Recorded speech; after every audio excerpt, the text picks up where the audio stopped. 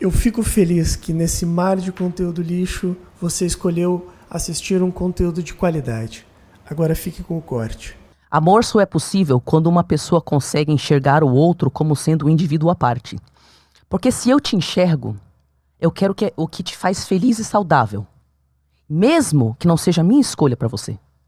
A partir do momento que eu só te aceito através de um amor condicional, seja o que eu quero, faça o que eu quero. E se você não fizer, você vai ser duramente punido. Então isso não é amor. Mas por trás desse transtorno, porque esse transtorno, ele é a pessoa ou é algo que tomou conta dessa pessoa e ela tá sendo assim agora? Quando a gente fala de transtorno de personalidade, é a pessoa. É a pessoa. É a pessoa. A personalidade dela se formou desse jeito. É isso que ela conhece. Não tem outra estrutura lá dentro. Não tem nada soterrado lá, Não. uma pessoa sem isso. Ela teria que construir através... Eu vou dar um exemplo de um outro transtorno, porque nós não temos qualquer pesquisa que fale que transtorno de personalidade narcisista possa ser melhorado, tá? Mas, por exemplo, no caso de um transtorno borderline, que é um transtorno de personalidade, também tem semelhanças com o narcisismo. A pessoa que pode buscar um tratamento, ela vai ter que fazer um longo processo, não para mudar a estrutura de personalidade dela, porque foi o jeito que ela foi criada, ela foi forjada daquele jeito. O que ela pode ter uma expectativa, uma esperança, talvez, de conseguir, é ir aos poucos mudando os comportamentos que ela externaliza para o outro, que ferra todas as relações dela. Então, por exemplo, tem um cara, acho que é Lee Curtis o nome dele, ele tem um canal de YouTube chamado Mental Illness. Ele é um narcisista diagnosticado com transtorno de personalidade narcisista, e ele faz vídeos educativos sobre isso, e ele fala no próprio vídeo dele: gente, eu faço terapia há 3 anos, mas eu quero que vocês saibam que eu continuo sendo narcisista, porque a minha personalidade não vai mudar. Então, o que eu posso fazer? O que eu faço na terapia é perceber os comportamentos que eu tenho com a minha esposa que fizeram ela largar de mim. Aí quando eu percebo que eu tô tendo aquele comportamento abusivo, o que eu consigo fazer, quando eu consigo fazer isso, é interromper. Sim. Mas internamente eu continuo me sentindo um lixo. Mas é muito louco porque existe algo que consegue interromper. O que é esse algo? Não é não é o cara que tá soterrado embaixo de tanta camada de personalidade e problema? Então, na verdade, esse é o único cara que eu vi em todos os meus anos de pesquisa que fala que ele consegue... Deixa eu observar. Exato.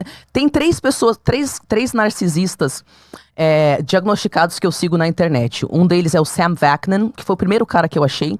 E ele fala sobre como que... Ele fala a mesma coisa que esse outro cara, que é o seguinte... Eu tenho consciência dos meus comportamentos, eu saco que um deles pode afetar o outro, então eu tenho um mecanismo para não fazer isso. Só que diferentes narcisistas têm diferentes mecanismos. Por exemplo, no caso do Sam Vaknin, a solução dele pro narcisismo dele foi se isolar da sociedade há 15 anos. Você entendeu? No caso desse acho que é Lee alguma coisa, eu esqueci o nome dele, eu falei um outro nome aí, mas é Mental Illness o canal dele. A única coisa que inspira ele, e de fato a única coisa que inspira um narcisista a mudar de comportamento é quando ele atinge um fundo de poço, tão fundo de poço, que agora ele tem motivação de tentar mudar os comportamentos superficiais que afastam o outro. Mas para responder a sua pergunta, existe uma diferença entre você ter um forte eixo interno, que é lúcido, que é capaz de amor, de acolhimento das suas partes feridas, que é capaz de lucidez, de sabedoria, e que, de forma rotineira, dita como a sua personalidade vai funcionar, e você, na verdade, ser um grande, infindável vazio interior, que dita o jeito que você se comporta, o jeito que você se sente, e que apenas depois de muitos anos estudando isso, você consegue focar numa atitude externa mínima. Só porque você vai perder sua esposa de novo. Ou todo mecanismo interno, ele não muda a personalidade. O cara continua se sentindo um lixo. A motivação dele não é: eu vou me conectar com esse meu eixo interno até ele se tornar quem eu sou. Até eu ter uma fonte de amor infindável dentro de mim. A motivação dele é: caraca, se eu perder minha esposa de novo, eu não vou ter uma pessoa aqui pra me aplaudir 24 horas por dia pra me fazer me sentir um bom narcisista.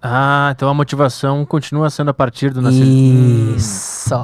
Então não tem o que fazer. Cê sacou? Agora, veja bem, inclusive esses caras falam Eu quero que vocês entendam que mesmo eu fazendo terapia, quando eu tô aqui falando sobre narcisismo e tal, eu me sinto especial. E quando vocês falam que eu tô salvando a vida de vocês, eu me sinto especial. E saiba que eu sou tão narcisista que é raro um narcisista ser autoconsciente. Então, quando eu vi que eu fui diagnosticado com isso, eu já pensei, eu vou ser um narcisista especial. Eu vou ser o autoconsciente que faz vídeos no YouTube.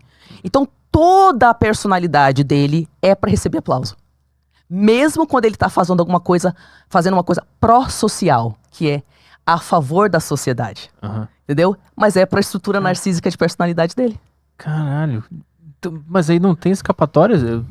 Como é que essa pessoa que entendeu que tem isso vai resolver esse problema? Não vai ser sempre assim e só vai conseguir ficar se observando e viver com isso de uma forma um pouquinho mais saudável. É isso? Hoje em dia é essa informação que a gente tem. Hoje em dia não tem tratamento. Hoje em dia, o que se pode esperar para essa pessoa foi exatamente o que você descreveu. Eu não sei se daqui a 20, 30, 40, 50 anos a gente vai poder falar outras coisas, tá? Porque ao longo da história da humanidade, transtornos de personalidade sempre foram vistos como coisas intratáveis. Mas, por exemplo, nos anos 90, desenvolveu-se terapias específicas para transtorno de personalidade, não com a intenção de cura, mas com a intenção de mudar os comportamentos que são externalizados, que afasta essa pessoa da sociedade. Então, futuramente, não sei o que vai acontecer. Entenda também que não é porque a gente tem essas pesquisas e tal, que agora a gente é o guru do universo e eu posso decidir por você o quanto que é a sua capacidade de cura ou não. Sim. Eu acho, porque eu vejo, que quem busca cura, e no sentido, cura não, melhoria, vamos falar assim, e assume a responsabilidade de se trabalhar até morrer, essa pessoa pode ter bons ganhos. Mas a estrutura de personalidade narcisista dificilmente permite que a pessoa consiga entrar em contato com tudo que ela faz com os outros. Porque para pensar, você passou sua vida inteira se defendendo contra a impressão de que você é um lixo. E você se sente tão lixo que você destruiu um monte de gente perto de você. Você acabou com todos os seus relacionamentos. Você perdeu o emprego, você afastou as pessoas que você mais ama. Agora você percebeu que você fez isso. E agora tem um monte de informação na internet que fala sobre como as pessoas morreram do seu lado. As pessoas entraram em depressão do seu lado. As pessoas queriam se matar do seu lado. Você entendeu? A própria personalidade narcisista não tem estrutura para lidar com essa vergonha. Então, por isso, e eles podem entrar em depressão e ter ideação suicida quando entram em contato com o que eles fizeram. Então, a própria personalidade vai manter a defesa da grandiosidade do eu tô certo, os outros que estão errados. Porque é muita dor. É muita dor. Tem origem isso aí? Por que isso acontece com o ser humano? Nós percebemos que é o seguinte, tem diferentes modos que isso pode brotar, né? Com licença. Então, uma das formas é porque você foi humilhado e abusado. Então é uma cascata. Uma família vai criando um narcisista, que vai criando outro, e vai criando outro. É por isso que a gente tem que falar desse assunto. Porque a gente vem com essa ideia de não, vamos proteger a família e não falar sobre essas coisas difíceis. Vamos, em vez disso, empurrar tudo para debaixo do tapete. E aí na próxima geração acontece o quê? A mesma coisa. A mesma coisa. Então, quando que a pessoa se torna narcisista?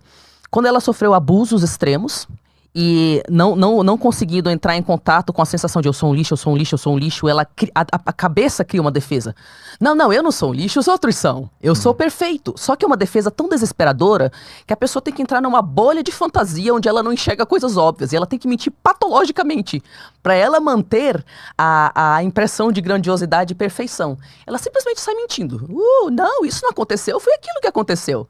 Então ela cria uma bolha de fantasia, onde quando você entra dentro dessa bolha, você tem que fingir ser um fantoche, uma marionete vazia, que só repete tudo que o narcisista quer que você repita, porque se você fala qualquer coisa real, a realidade mostra pro narcisista que ele não é grandioso.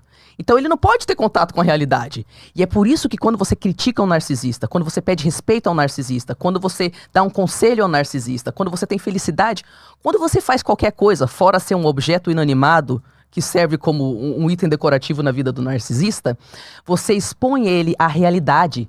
E aí ele percebe aquela bolha de fantasia onde ele é perfeito, estoura. E ele não tem estrutura para lidar com isso. Porque daí invade a psique dele a sensação de eu sou um lixo, eu sou um lixo, eu sou um lixo, eu sou um lixo. E nesse momento de eu sou um lixo, ele é tomado por um outro estado de eu, que pode ser um estado de eu sociopata. Estado de eu é como se fosse uma subpersonalidade. Então a pessoa funciona dentro de uma personalidade, e aí você ativa o gatilho de eu sou um lixo dela, e um outro estado de eu toma conta. E esse outro estado de eu toma conta porque é uma defesa muito boa contra a humilhação que você, pessoa terrível, tá me fazendo sentir. O narcisismo, ele é uma defesa contra o sentimento de eu sou um lixo. É. Basicamente isso. Também um outro jeito que narcisistas são criados é quando você idolatra crianças, falando para elas que elas nasceram superiores às outras crianças e não fazendo elas assumirem responsabilidade por nada. Então, quando você fala para crianças, você é tão mais inteligente, mais bonita, mais isso ou aquilo, isso é muito diferente de falar, nossa, esse desenho ficou muito legal, eu adoro ver seus desenhos. Quando uma mãe fala isso para uma criança, ela tá falando, poxa, as suas criações têm valor para mim. Quando eu vejo o seu desenho, a sua individualidade é muito importante pra mim. Saudável. Mas os pais que falam, você é mais inteligente do que os outros, você nasceu melhor, porque a nossa família é incrível. Aí o que essa criança... E a criança nunca assume responsabilidade por nada. Quando ela comete um erro, ninguém deixa ela assumir responsabilidade. Então ela cresce como uma... Como é que chama? A spoiled brat. Ela cresce como uma pessoa mimada. E ela não tem estrutura de personalidade porque ela não sofreu a frustração ao longo da vida de lidar com as próprias consequências. Ninguém deixou ela de lidar com as próprias consequências. Ela ficou uma criança mimada pro resto da vida. Os dois extremos criam crianças narcisistas. Perfeito. Tratar como um lixo ou mimar demais. Perfeito. Porque nos dois extremos você não tá enxergando a criança. Porque no extremo de, ai, você é incrível, você é maravilhosa, você é isso, você é aquilo. Na verdade, quando isso acontece, frequentemente, ou é porque a mãe ou o pai que tá mimando essa criança tem um vazio interno e eles têm medo de que a criança não ame eles. Então, tipo, ai, eu não vou falar pro meu filho que ele foi injusto, ai, eu não vou pedir pra ele assumir responsabilidade, porque vai que ele não me ama quando eu faço isso. Você vê como o vazio da mãe, o vazio do pai vai impactando no jeito que eles criam os filhos. E aí alguns pais deixam de fazer seus filhos crescerem para não perder o amor dos filhos. E aí o filho cresce como um narcisista, às vezes um sociopata que não tem noção de limite. Mas nos dois, e no outro caso também, é quando os pais são narcisistas. E aí o filho só serve para brilhar. Então cala a boca, a não ser que você estiver tirando boas notas. Aí quando você estiver tirando boas notas, eu vou te mostrar para todos os meus amigos e falar, viu como o meu filho é incrível, como ele me faz brilhar. Então quando você esvazia uma criancinha da personalidade que ela é e ela só serve para fazer as outras pessoas aplaudirem você como mãe ou pai, você te validar como pai. Isso. Né? E aí você que tá assistindo o corte, tá curtindo? Curte aí.